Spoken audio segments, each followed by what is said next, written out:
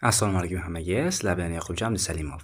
Demak, bugungi mavzumiz tushda ilon ko'rishning ta'biri va biz buni yaxshi, aniq asoslangan manba orqali ko'rib chiqamiz. Va ilonni tushda ko'rish qanday bo'ladi? Birinchi navbatda ilonning ko'rinishiga qarab buni farqlaymiz. Ya'ni agar katta ilon bo'ladigan bo'lsa, u ajdarho shaklida ham bo'ladi. Bu juda ham katta va murakkab dushman belgisi bo'ladi.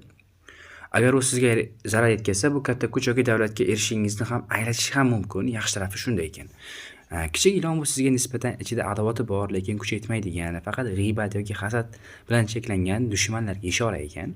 Oq ilon eng xayrli ilondan biridir. Bu dushmanning zaiflashishi yoki kutilmagan joydan keladigan martabani bildiradi. Qora ilon bu eng xatarli dushmandir. Odatda u insonning yaqin atrofdagi yoki juda ham xatarli bo'lgan dushmanga ishora qiladi. Ya'ni buni bilib bo'lmaysiz. Bu dushman orangizda bo'lishi mumkin, uzoqda bo'lishi mumkin, yaqinda bo'lishi mumkin. Xullas dushmanga ishorat qiladi. Albatta bu videoni birinchi qismi, ikkinchi qismini ko'rishni istasangiz videoga like va obuna bo'lish tugmasini bosib qo'ying.